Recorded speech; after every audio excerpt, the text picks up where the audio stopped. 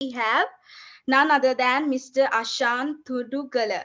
I hope I pronounced the name correctly. And in this intriguing work, Mr. Thudugala dwells into the fascinating realm of small wildcats, unraveling their lives in landscape shaped by human activity in the stunning country of Sri Lanka. Get ready to embark on a journey that sheds light on the conservation effort crucial to preserving these enigmatic felines in environment where humanity and wildlife coexist. Flow is for you. Please welcome Mr. Shan. Thank you, Tanya, and thank you very much for Global Youth Biodiversity Network Sri Lanka for arranging this talk. And can you please give me the permission to share the screen? Yes, for sure. Give me Yeah. 2 minutes, not 2 minutes, 2 seconds.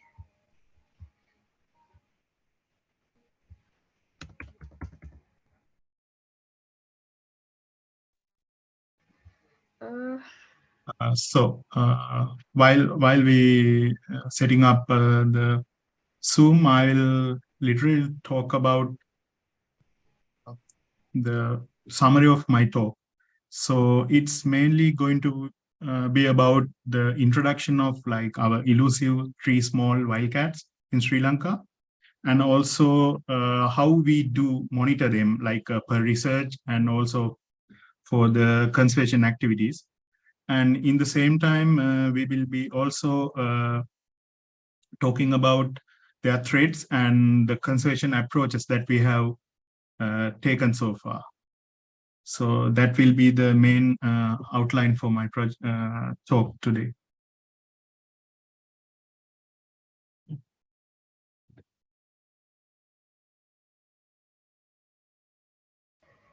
please bear with us 2 minutes because I just informed who is the technological person who is handling this.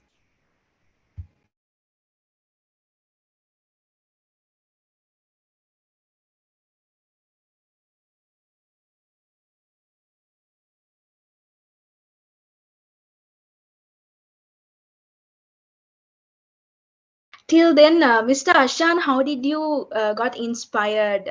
What inspired you to get into this field?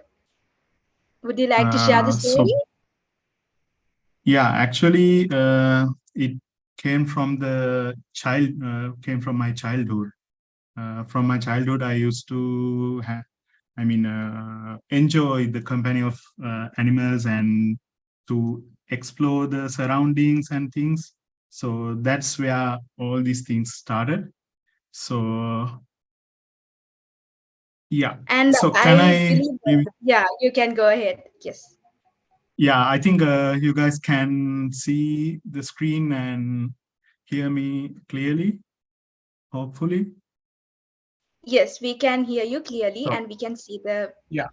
screen.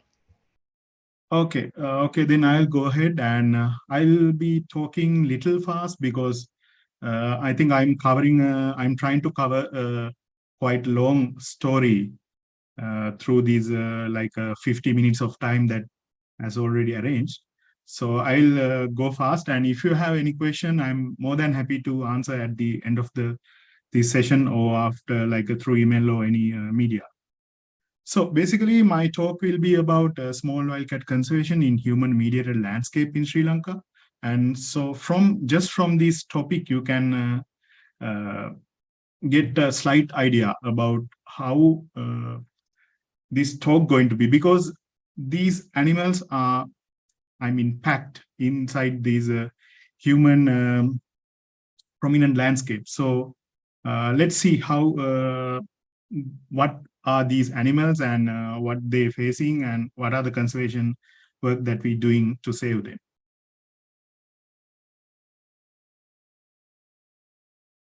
So basically, when we talk about the wildcats, as everyone know, they are one of the most fascinating creatures in the world. And when we count the numbers, like literally talking about the numbers, we have more than 44 wildcat species. And this number is also actually including the wildcat subspecies in the world. It's not just the literally the number of species.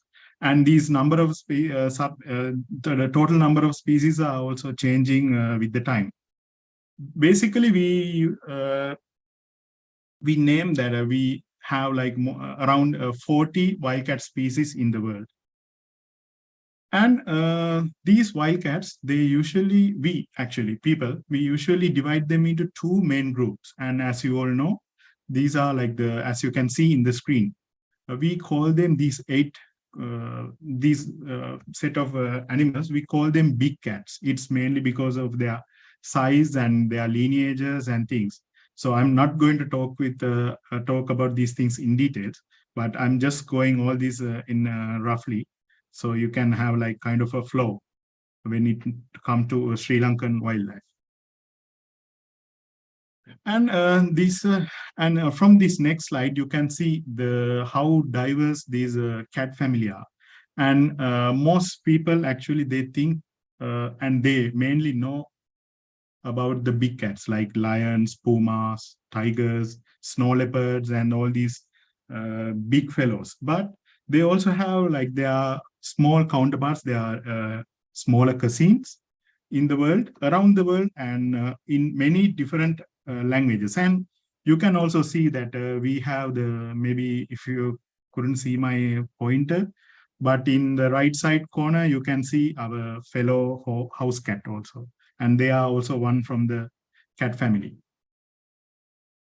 And cats have come a long way, like from the long last saber-toothed cats to our domestic fellows, like the domestic cats.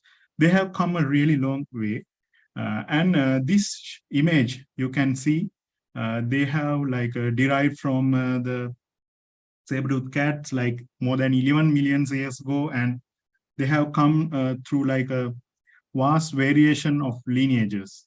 And because of these, you can around the world we can find many different cat species adapted to different kind of climatic conditions.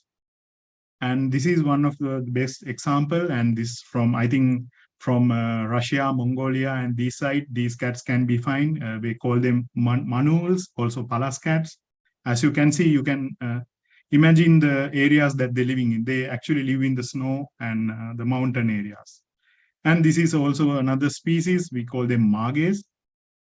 They are they have adapted to like the kind of a arboreal lifestyle. So that's why they have like a different adaptation, different food types, and so much variety inside them. And within all of these animals, there are still very less known animals like this.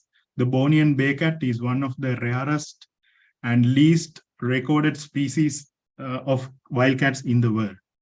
And many of that have never seen. And surprisingly, these Bornean bay cats, they are very much similar to our fishing cats.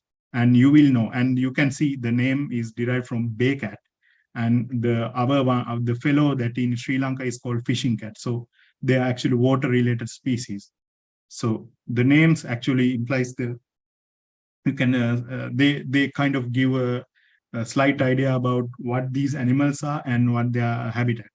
So now we will let's move into explaining about or talking about the cats in Sri Lanka. Since leopard is well known, and I'm not going to talk about them in details because our main focus of this talk is to discuss about the small wildcats. So hopefully you guys have like a kind of a slight idea or good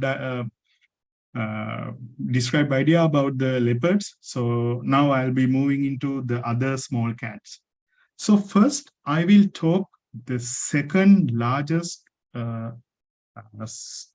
actually second largest small wild cat in Sri Lanka, and I will explain about the rest of them in couple of minutes.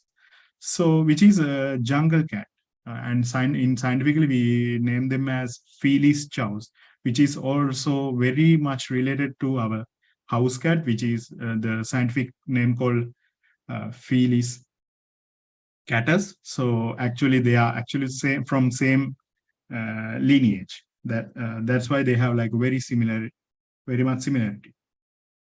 And these animals, as I told you before, they are the second largest. The first largest small cat small cat species is the uh, fishing cat, apart from the leopard.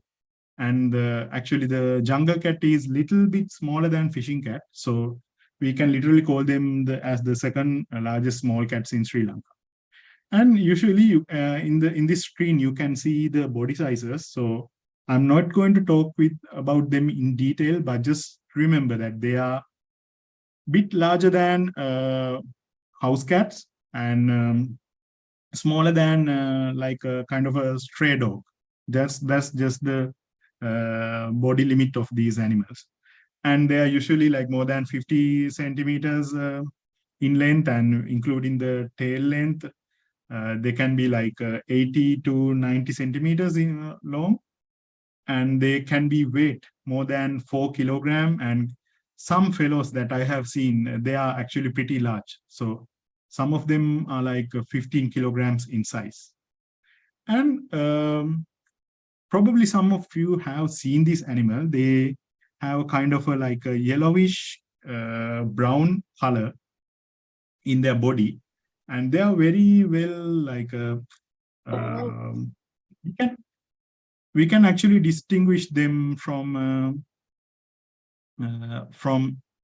the house cats that we usually find around our neighborhood, because they have like kind of distinctive features.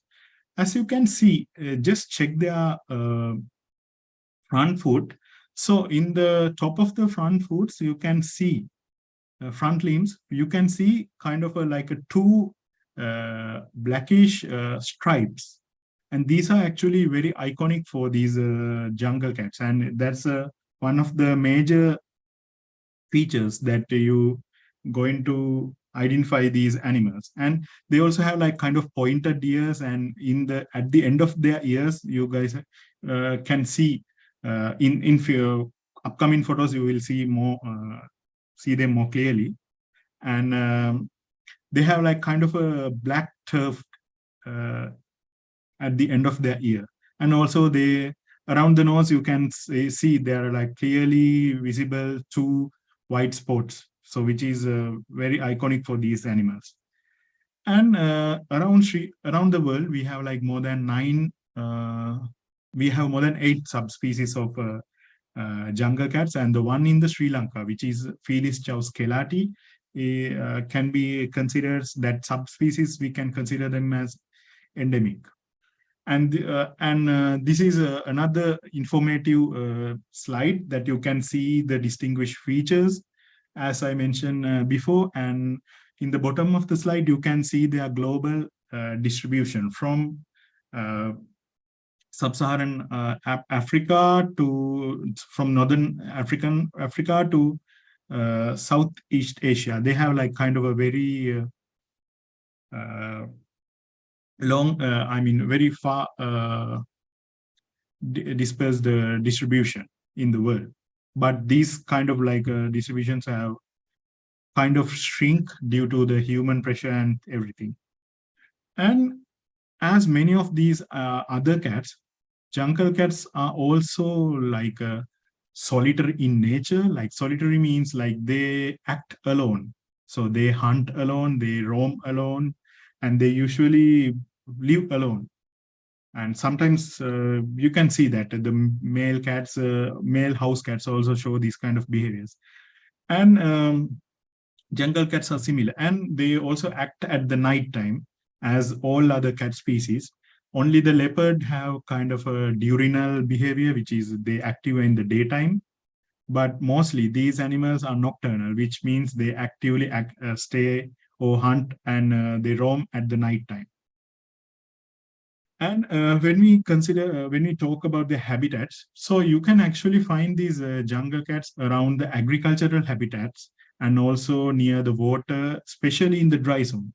In Sri Lanka, you couldn't find them in the wet zone. There are no any single record for them for these jungle cats to record in in the hill country region. So you can only find them in the dry zone of Sri Lanka, especially around the irrigation area, which is because of their food habits, which I'll explain in coming slides. And so what maybe you guys already know that from the behaviors and from the what our domestic cat love to eat. So they basically love to eat the rats, and we can call mice, mouse, or whatever. So that's their one of their favorite prey. And but in the same time, they also hunt small reptiles, very small mammals, birds, and all whatever they find. And they are literally cats because you, as you know, that cats kill everything. Even in the neighborhood, the house cats also kill everything. Jungle cats are not much different, so they also feed on everything that they can eat. And so same as our house cats, because they are, I'm just comparing them to the house cats because they are also from the same genus and also from the same lineage, because they both of them are felis, uh, felis chows and felis catus. So same as that, the jungle cats also have uh, large litter, like they can lay more than 3 to 5 baby kittens in the same time, and they usually have like more than 2 months, like we usually call 60 to 65 gestation period. And after that, usually kittens stay with the mom for like 9 to 12 months usually, and it can be different with the time and the resources and everything. So as you can see, they actually like they're cats, and so they do all the cat sort of stuff, and they roam with the group and with the mother. And after some time, the kittens will leave the mother and start their own journey. So I will now moving into explaining about the rusty spotted cat, which is very special. The most special thing is, out of all the 44 species, 44 wildcat species, rusty spotted cat is the smallest one in the world. And we are proud to say that we have them in Sri Lanka. And their scientific name is Peonilurus rubiginosus.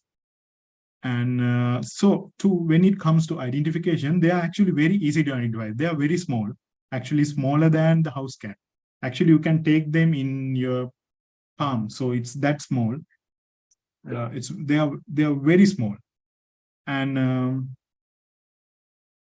their iconic feature is these 4 lines, which is starting from their forehead and run up to their shoulders. So they have like a 4 distinctive dark brown or dark rusty looking stripes starting from their forehead. That's the most iconic feature.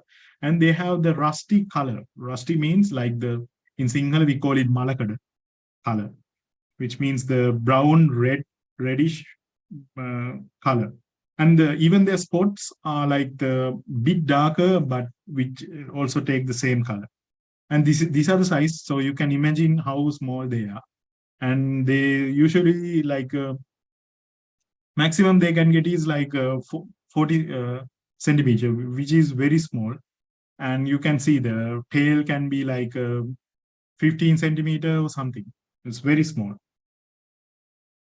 And in the world, they can be only found in India and Sri Lanka. But recently, from Nepal also, they have found some roadkills of these rusty spotted cat. But we believe that it came from India, because it's this roadkill was found in the Terai region of Nepal, which means the lowest elevation region which connect with the India.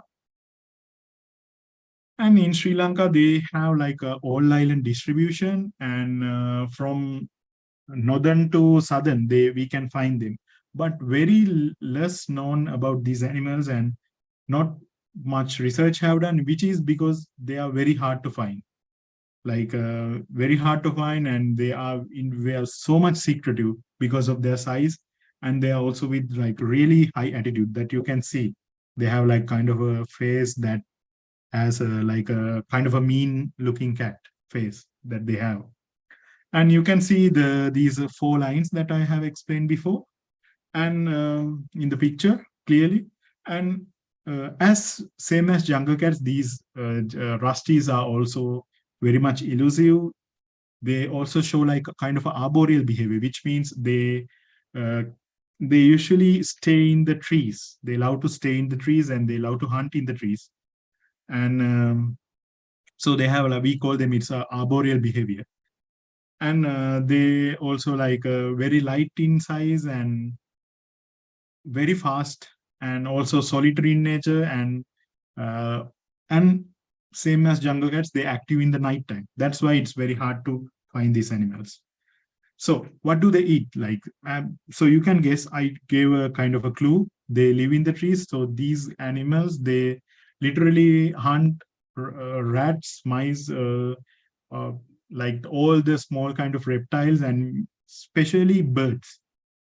That's those are the things that they hunt. And they are actually ferocious hunters. Like, they have like really big attitude. And from our research that we have found out that they can really nicely habitat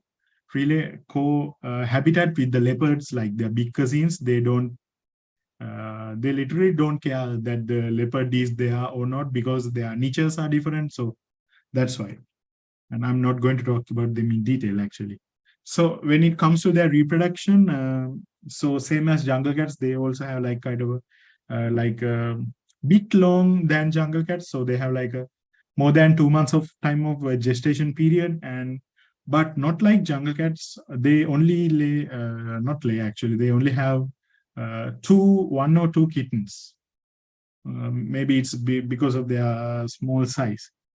And they usually uh, stay with the mom for like 1 to 2 months. And they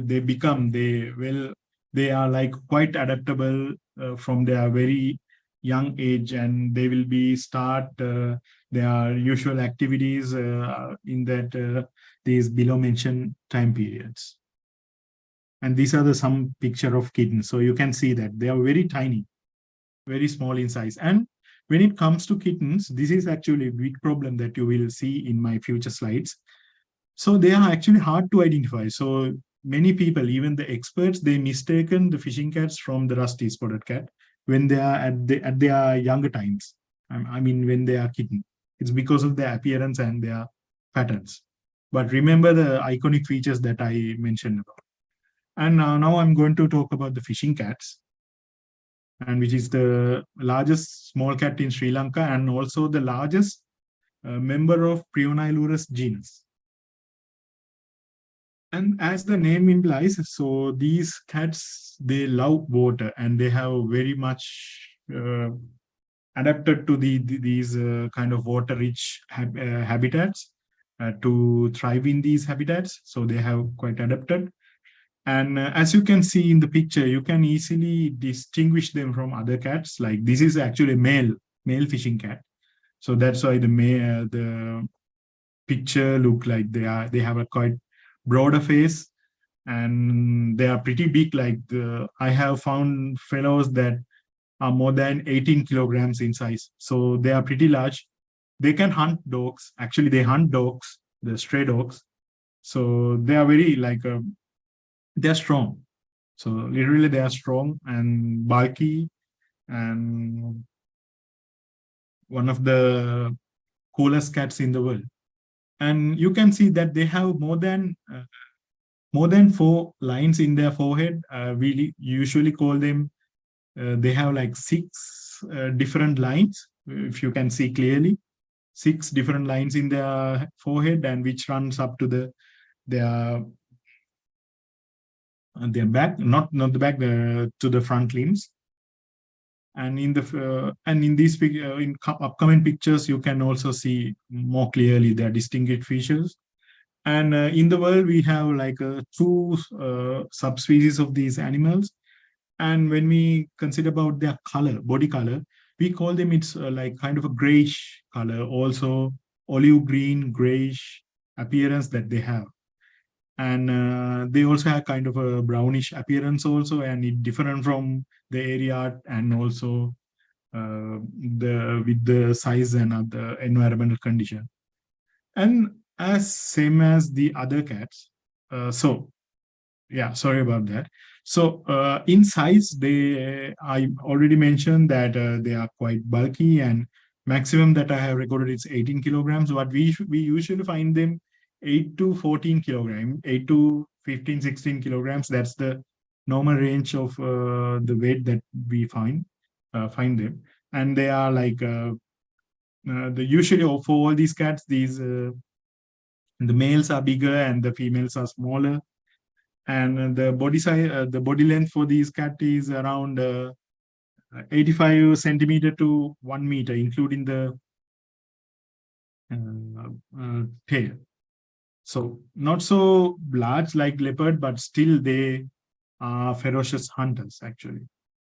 And this is the kind of the distribution for the fishing cats in the world. So you can, as you can see, Sri Lanka, India, and all this, almost all the SAARC countries, and South, and also they distributed to Southeast Asia in the world. And when we consider about their behavior, I have told that they have quite adaptable behavior for the water-rich environment. So you can actually read more after these talks, so you can find more interesting facts.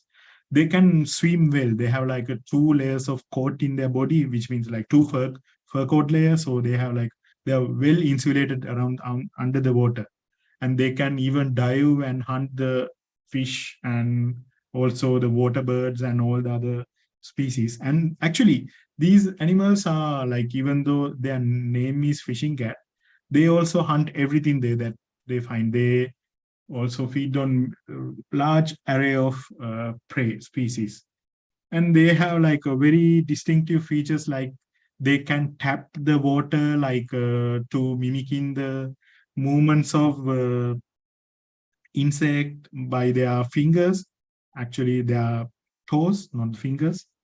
So like that, very much interesting facts about these animals. Then they have like quite a small tail compared to other wildcat species, and using this tail they can use it as a rudder in the water, so they can change the direction they swimming using this short tail.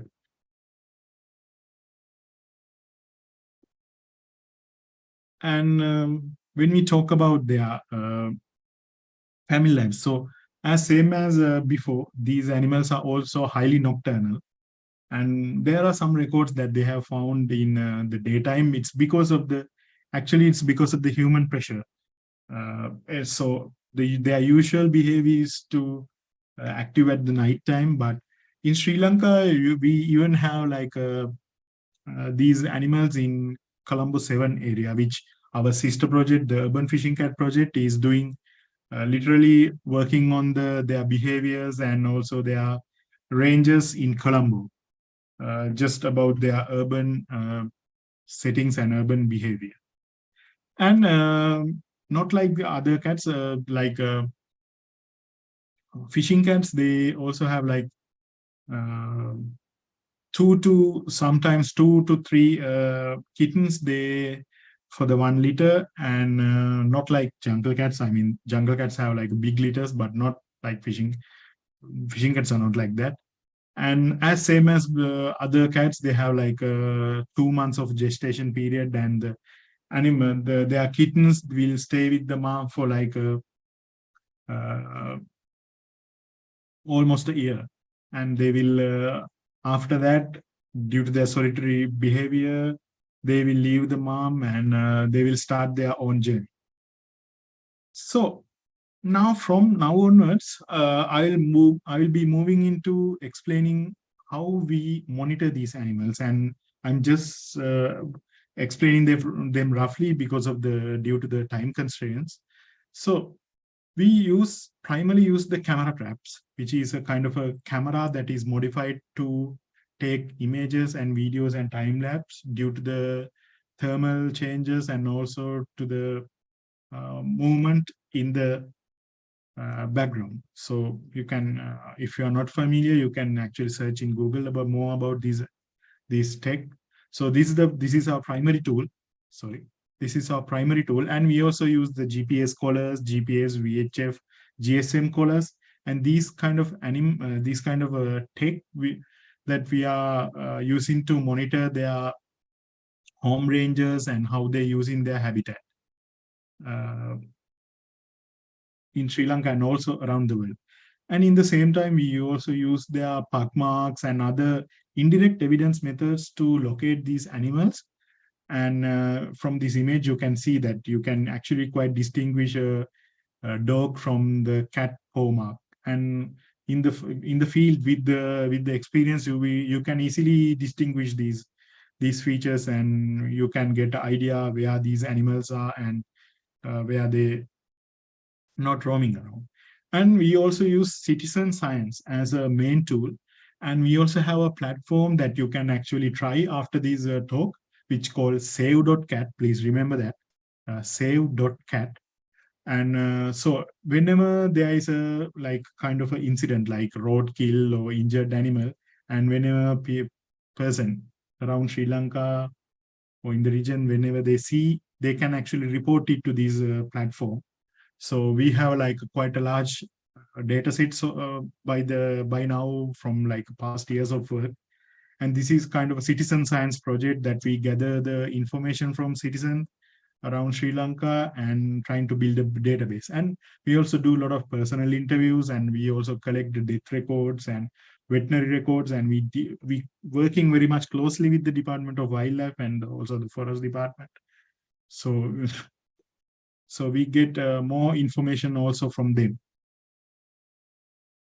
And the fieldwork is not easy, and also it's not cheap, and it's quite expensive. So far around Sri Lanka, we have worked in north central and southern provinces in Sri Lanka, and also we have like a running project in Colombo, and they also have like their sister project in Gold and like that. So we are working around Sri Lanka, and we are very much connected with our other sister or the projects in around the world.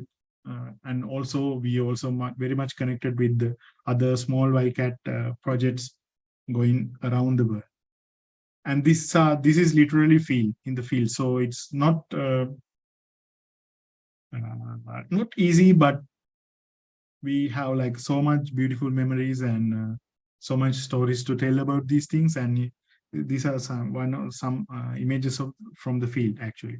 And you need a lot of manpower to do these kind of work, because these are very tiring, and you have to walk like kilometers and kilometers in the wild. And sometimes especially when work in the dry zone area, you have to be careful from other species also, like elephants. You have to be very much careful. So sometimes you have to go with the like the people with the from the Department of Wildlife and also with the Forest Department to as safety precautions to do the field work. And these are some of pictures of that. Yeah, some of them. And these are some of the images that we have obtained from the camera traps. So as you can see, and these recorded, these pictures, all these pictures have actually recorded from Kandy and some areas in Min area, Giritale, Kaudulla areas. And this is a fishing cat, and this leopard, fishing cat, and rusty spotted cat. As you can see, very small. You can compare to the surroundings. So they have pretty pretty tiny. And not other animals. We not just like the cats. We also record so many animals, and we also record the big fellows like elephants. And sometimes they just hate cameras. And we actually have found we have lost few cameras due to them, and they really don't like the shutter sound that it makes. And from now onwards, I will be trying to talk about the threats that these animals face in human-mediated landscape and what we have done to mitigate these threats. First, as we all know, the deforestation and fragmentation is the main cause. I don't have to explain this, which is everyone knows, and this is the big problem for Sri Lanka and also for this region, and especially around the world. This is the main problem, because people are taking over the forest and animals have nowhere to go. Day by day, they getting pressurized and they are forced to leave from their home. So we have to think twice about everything when we using the products, like all these things, like which I'm no need to explain because everyone knows nowadays. So just, yeah, be mindful when you eat, when you utilize everything. So just be mindful and just try to love nature and try to give the space. So uh, this is the main problem, and because of that, many animals suffer in hugely, because especially when it comes to cats, these animals are like territorial animals, like all these cats. So they have their own territory, and when they have lose the territory, they still trying to use this land, and that makes them problem animals for the humans. And few humans, they try to kill them and keep them away, and due to these things, it start the human carnivore conflict. We also can, same as for the elephant, which called the human elephant conflict, HEC. And for the wildcats, we can just name it as human carnivore conflict. So this is the main reason for that to occur.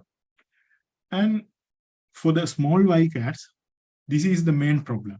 Second, and it actually related to the habitat destruction, habitat fragmentation.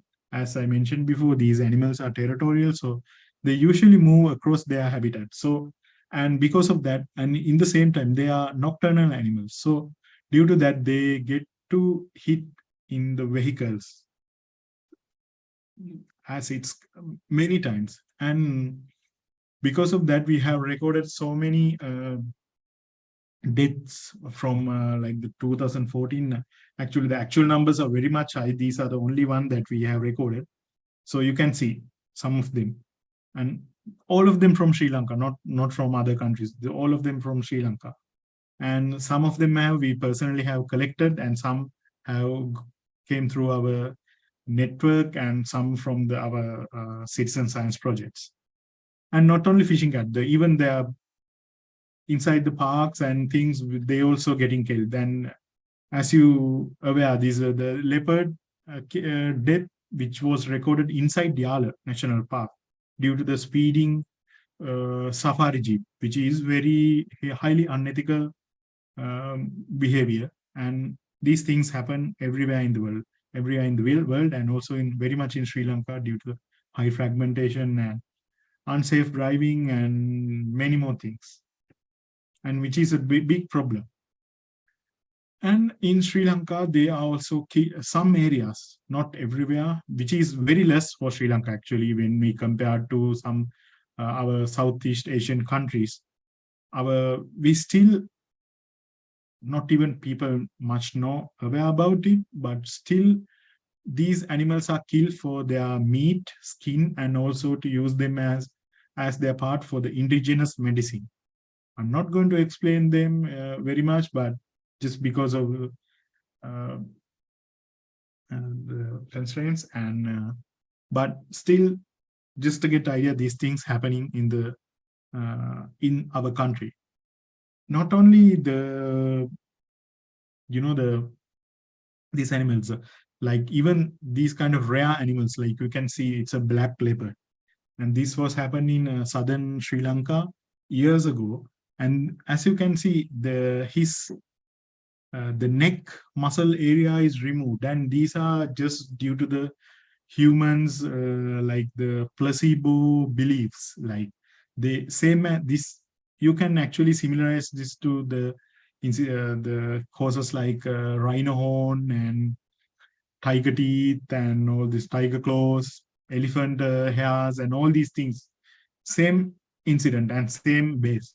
So without thinking, people and kill these animals because just because of uh, their imaginary thinking and imaginary beliefs, but they are actually, now we have the medicine in the world. So if you are ill, if you have a problem, just take the medicine and don't just please don't do these kind of things, or just to, and it's also your responsibility to spread these messages and to protect these species, and to to kill and trap these animals. People are using very much dangerous uh,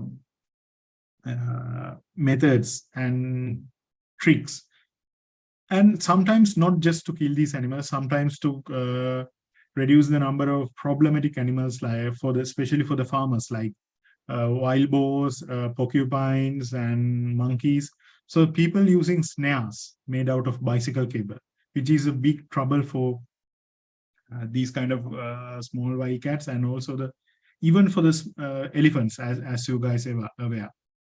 And if you see clearly, you can still see there is this snare around this fishing cat, but luckily we found this one and we able to cut him loose. And we recorded the first ever from history. Fishing cat was dead by the jobo, which is, and you, I know that you guys are aware about the elephants are facing a lot of problems due to these jawbones in Sri Lanka. And in Kandy region, we also found that one fishing cat was dead due to hakkaparas, which is jaw breaker bombs. This is also a problem.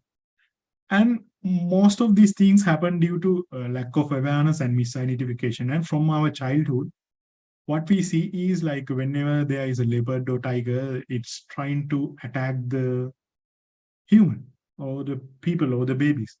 But their natural behavior is not like that. Actually, if the cats have the ability to hunt well and sustain their life food, and if they don't have any pressure at all, they will live harmfully. Sorry, they live in harmony with their surrounding, and they will not try to attack people or anything.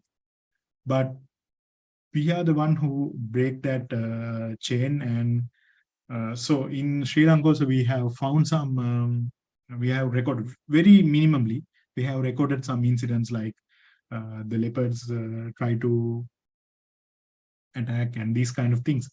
But these things happening very lightly, and we can actually very much reduce these things by controlling the other threats that these animals face, by reducing the generating of problematic animals. So just be aware about these animals, and actually they are not harmful. So just try to deal with the other problems that these animals face, so then you can minimize the making these problematic animals. And out of goodwill, many people whenever in the rural areas and in the neighborhood, and whenever they find out these kittens, due to their like goodwill, people try to keep them, like they try to bring them home from their from the horror forest. And sometimes this happening around the villages, like whenever they enter the forest to collect the firewood and things, so they, whenever they see these animals, they just bring them. But it's very hard because these are actually not house cats. They're very different. And whenever you try to feed them cow milk, they have very high chance of getting diarrhea and many other diseases and die. So they are very hard to rear in the household. So just be aware, like whenever these kind of incident happen, just call the responsible authorities, like to Department of Wildlife or to Department of Forest or anything, that all their numbers are easy, can be easily found. Or just let us know, and we will inform me to the wildlife department, and we will do our best to protect these animals. So yeah. And as conservation practices, we have focused on above traits, and we have think them in like in detail. And focus these threats to minimize them and actually to mitigate them in different level in the community. As the main important thing, what we do is we talk with people and we visit to these problematic areas. Like it's hard to do these kind of active conservation mitigation, sorry, actually active threat mitigation by staying in the home. So what we do is we move to their houses and we talk with them and we listen to their problems and we try to find the practical solution for them. And sometimes these are very small, very easy solutions that which we can provide. And we also raising awareness in different level. And actually, the above picture is also about the raising the awareness, like visiting villages and talking with the people with the problems. So we're trying to increase their tolerance, and also along with that, we're trying to educate them. And as same as that, we have done so many workshops and awareness raising because we are doing our projects from 2012. So it's almost 11 years for us now. So during our past periods, we have done so much work around Sri Lanka. And we also have like kind of a annual program called Youth Camp, which is originally designed for the university students who follow the science stream, especially the biological sciences, and who are planning to expand their education in this field. And probably in this talk also there are some students that have participated in some of our events, and this is actually kind of a 1 to 2 day program. Some years that we do it for like a 2-3 days, and some years just one night. And this is like a total biodiversity program that which we will educate about uh, all the biodiversity aspects like conservation, monitoring, and teamwork, group work, identification, and how to do the field work and higher education and everything we explain. And this is one of our recent event which happened in 2023, like few months ago.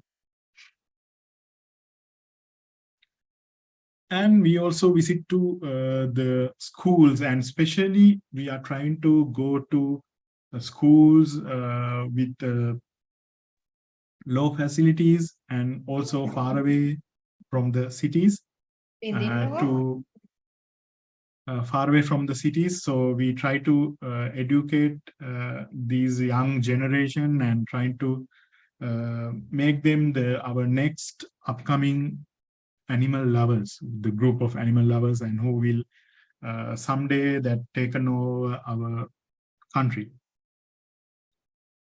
And as for the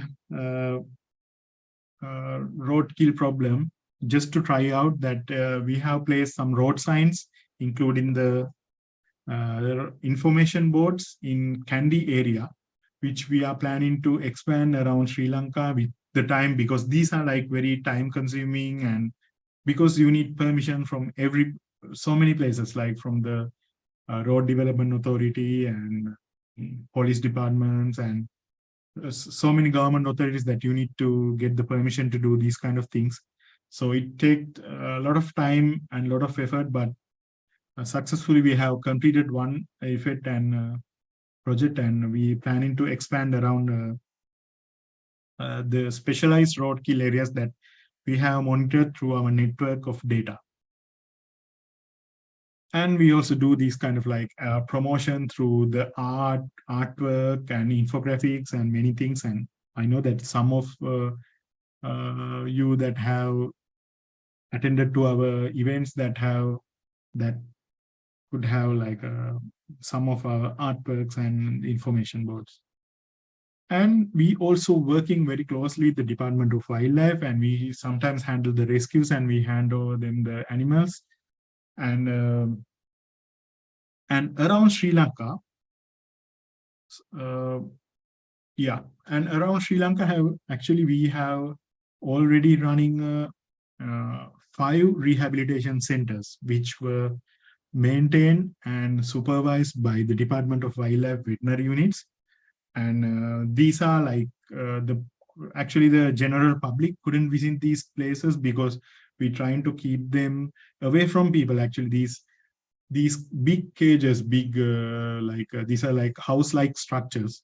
So they are placed inside the forest to keep away from the people, their noises and things. Because whenever we find these animals, we after like a process through the wildlife department, they will do kind of all kind of medicinal procedures through these animals, like vaccinate them and deworming and everything. And we also provide these substance for them, donate them. And after that, they will keep in these cages for some months until they are able to release back to the wild, soft release procedures. So these are some of that from those kind of events, and you will see more and more. And we also taking care of the unreleasable animals due to their injuries and things.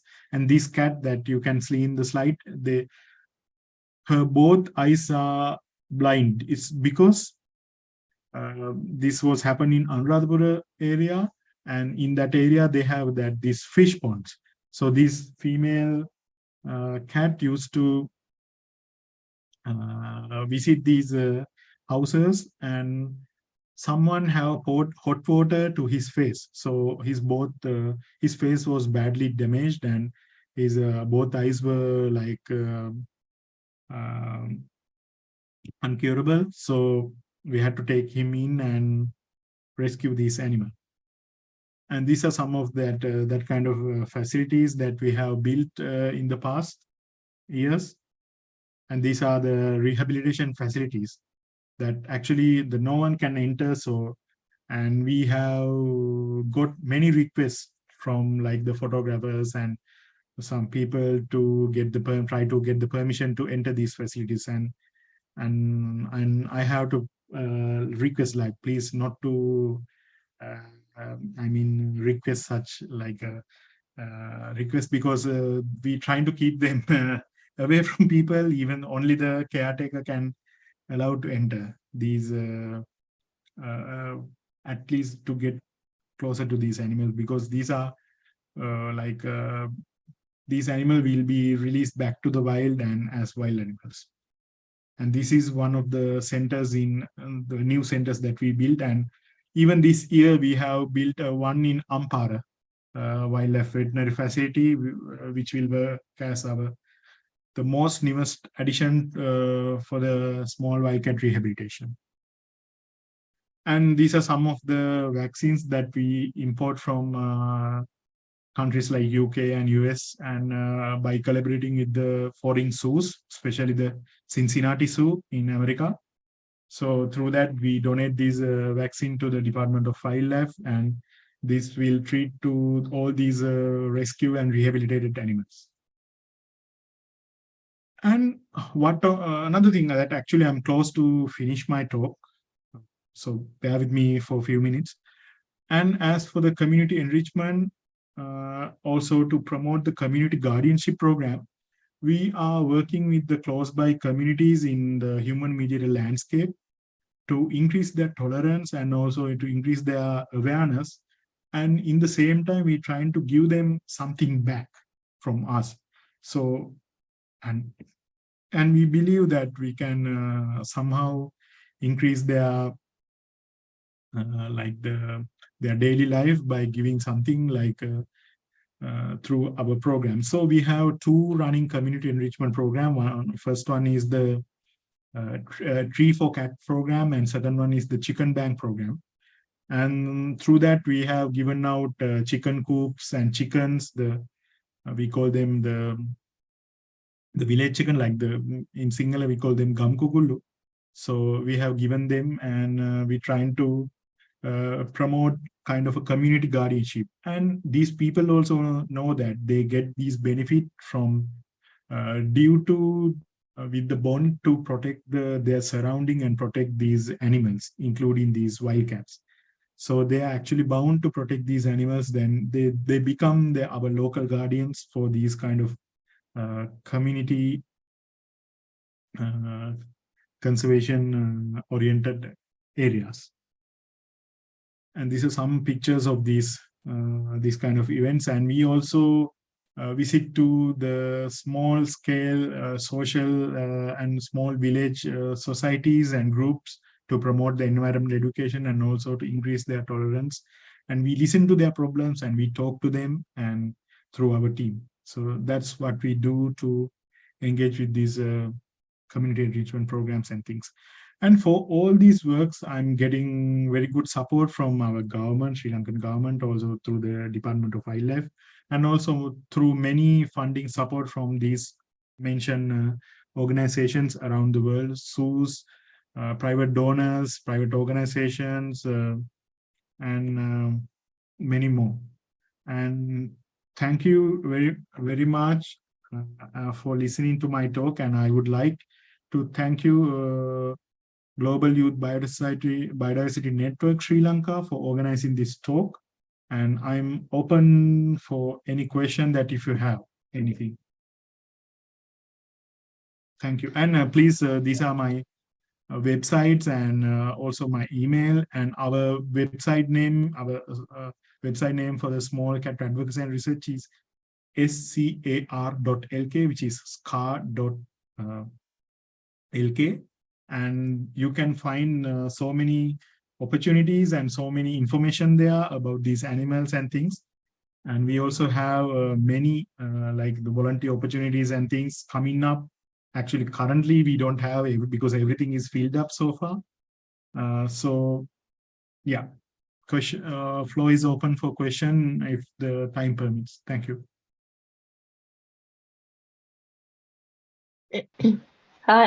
Hi, can I ask a question? Yeah, please.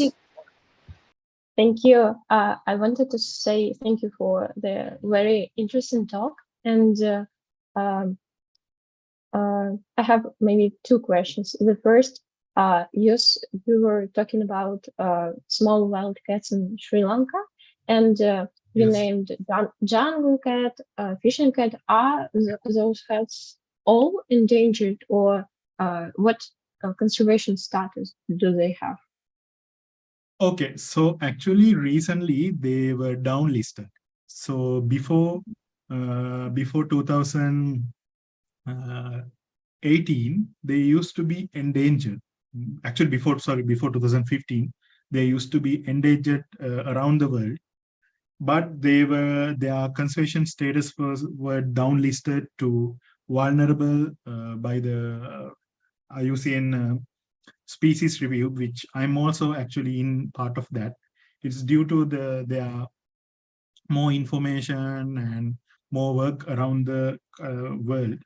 But now, at the moment, their conservation status is vulnerable. And for the rusty spotted cat, so it's same for the other cats. And for the jungle cats, I believe it's least concern. Please, correct me if I'm wrong. I believe it's least concern for the jungle cat and vulnerable for the other cats. But in Sri Lanka, according to the Sri Lankan IUCN red listing, all these cats consider as endangered, other than the jungle cat. Yes, thank you. Thanks. And the second question is about house cats. For example, Yes. in Australia, house cats are a very big problem for the Yes. endemic species. And is it a problem actual for Sri Lanka, or Yes. maybe that no so much? Yeah, exactly. It's a big problem. I mean, strays are a big problem, and there should be more and more like project to control these stray animal problems, because they are actually causing diseases. And as you just mentioned that the I mean, there were so many studies about how much this stray house cat can kill per day. Just do a kind of a search by a search engine, you will see. So it's a big problem even for Sri Lanka. And I believe that actually in the areas with these small wild cats, because since these animals can live in the fragmented forest habitats, these animals also help to control the stray population. And some people can be mad about what I'm trying to say not next. But in some regions that I have worked, these especially the leopards and the fishing cats, they quite controlling the stray population around the habitat. And there's a well-known case, just you can search by the internet. There's an incident called Mumbai leopards. Maybe if you have witnessed that already. So in Mumbai, in India, so this really big city is close by this really big protected landscape, and that landscape have like a really good leopard population. So, and there are many studies about how these leopards try helping to control the uh, rabies outbreaks in this neighborhood and everything. So it's one way the nature is also taking care things back and trying to get things back to the balance. And it's a big problem, as you said. So I was just adding some other information about how the uh, wildcats are controlling it also. But it's a big problem. We must do like we must think ahead and do many things for that. Thank you. Thank you for your answers. And maybe the last one, I'm just very interested as a person who want to start and continue my career in conservation. What background do you have? Maybe which university degree you received, and so on. Oh, so far that I have got my BSc in I mean my first degree in zoology. So zoology is which is in maybe I'm not aware that in your country maybe it can be different, like it can be like a biology degree or something.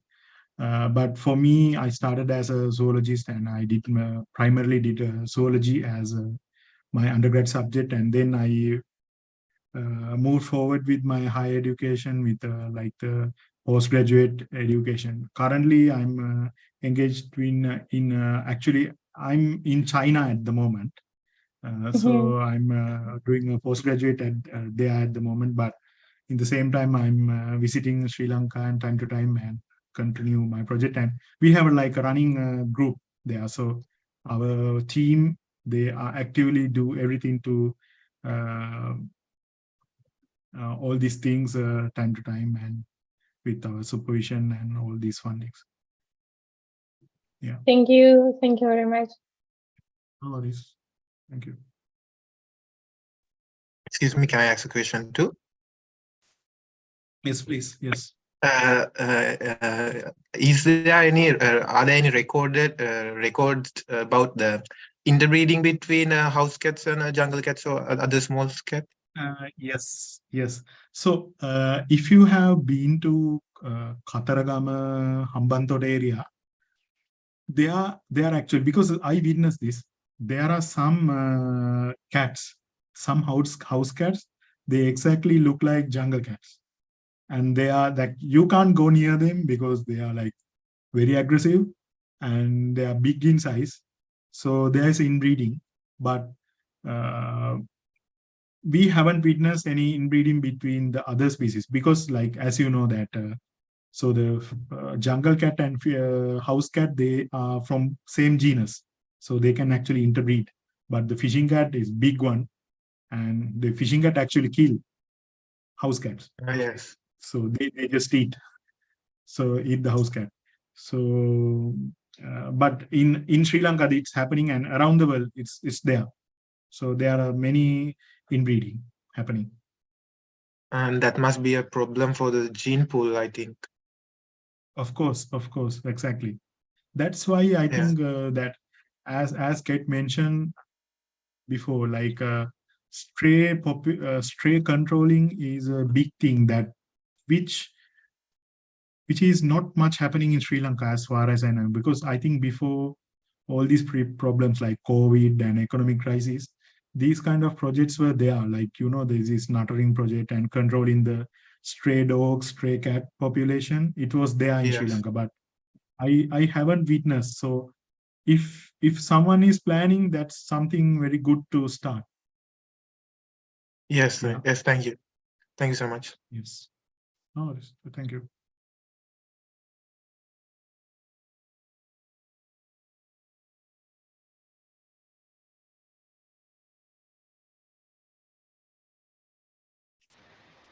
Do we have more other questions? Feel free to ask any questions if you have any. And if everyone, please make sure to fill the feedback form in order to receive your e-certificate. You can fill it now. It is there in the chat box. And till then, I want to say, Ms. Tashan, it was amazing. It was a very informative talk today. Your passion and expertise on small cats and their conservation were truly inspiring. You left all of us bustling with ideas and motivation.